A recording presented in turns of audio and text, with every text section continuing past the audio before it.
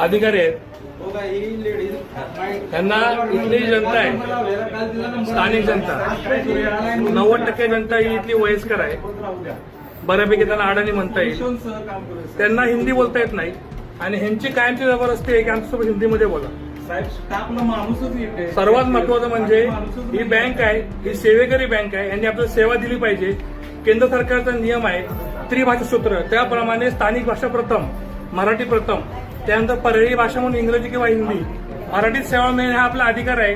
या सर्व गोरगरीब जनता, या आपल्या खेडेपाड्यातील बायका, त्यांची मुलं बाळा मुंबईला आहेत, काही अडीअडचणी आहेत मुळे बँकेमध्ये येतात. तर ह्या व्यक्तीला या ठिकाणी मराठी शिकणं बंधनकारक आहे. त्यांना मराठी काय येत नाही, मग यांची नेमणूक इथं कोणी केली? 6 महिन्यामध्ये तुम्हाला मराठी शिकायचं असतं. अनेक वर्ष हे लोक या ठिकाणी नोकऱ्या करतात, परंतु यांना मराठी येत नाही. मग या आमच्या भोळ्याभाड्या जनतेनं जायचं कुठं? तुम्ही यांना विचारा मराठी येते का?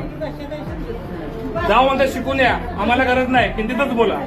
ही प्रत्येक ठिकाणी महाराष्ट्रामध्ये या उपऱ्यांची आरेरावी आहे आणि ह्यांना वाटतंय की महाराष्ट्राने आनंद दिला, काही करा. शासनाला लाज वाटली पाहिजे. तुम्ही कशा माणसांना कामावर घेताय? आपण अडाणी आता समजून सांगितलं पाहिजे का नाही आपली? आता तुमचं काय काम आहे?